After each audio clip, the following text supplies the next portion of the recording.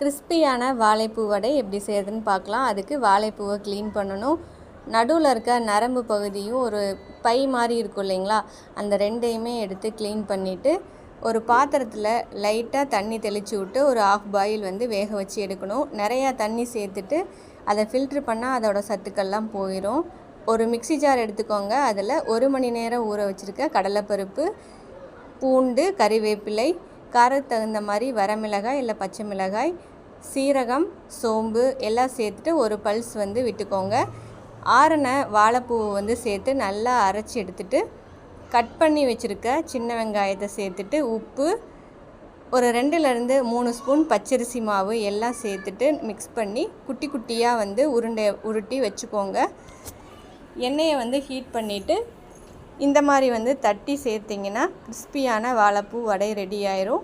Thank you.